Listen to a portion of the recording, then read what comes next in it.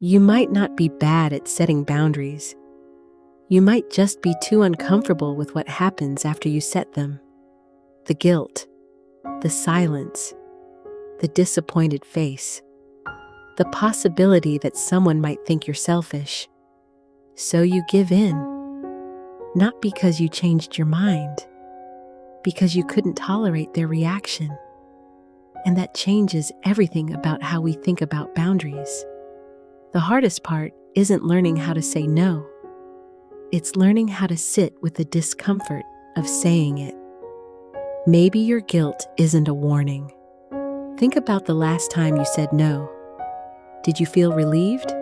Or did you immediately start questioning yourself? Was I too harsh? Should I just do it? Maybe I'm being selfish. But here's the thing. Guilt doesn't always mean you've done something wrong. Sometimes, guilt is simply what it feels like to stop doing something you've trained yourself to do for years.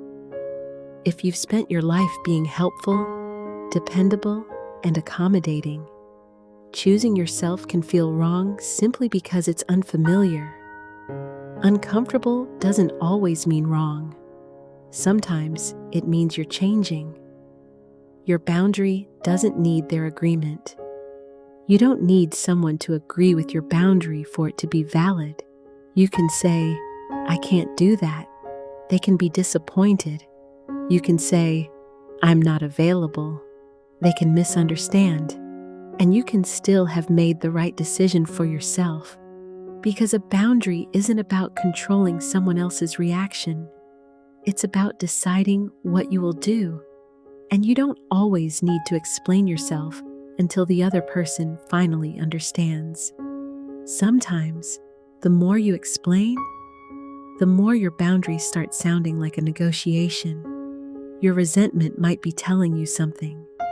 Now think about all those times you've said yes and felt resentful afterward. You helped, you adjusted, you showed up. Everyone was happy, except you. Maybe your resentment isn't simply telling you that other people ask too much. Maybe it's showing you something about your own pattern. You're saying yes with your mouth, while everything inside you is saying no. And that gap eventually becomes exhausting. Sometimes resentment is information. It's pointing toward the places where you've been repeatedly choosing someone else's comfort over your own. You don't need to become harder. Healthy boundaries don't require you to become cold. You don't have to care less. You don't have to become less generous. You don't have to stop being the person people can count on. You simply have to become more willing to tolerate temporary discomfort. Because someone might be disappointed. They might not understand. They might even think you're selfish. And you have to learn that you can survive that. Their disappointment doesn't automatically mean you've done something wrong. Sometimes, the hardest boundary is with yourself. Sometimes the boundary you need most isn't with another person. It's with yourself. The boundary that says, I don't have to rescue everyone. I don't have to fix every problem. I don't have to explain every decision. I don't have to respond immediately. And I don't have to keep being the version of myself that everyone has become comfortable with. Because maybe you've spent so many years being the dependable one, the understanding one, the one who always adjusts, that you've forgotten to ask, do I actually want to keep living this way? And perhaps that's the real shift. A healthy boundary isn't about becoming less loving.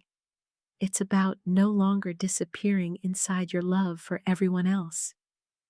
You are allowed to be a good person without being available for everything.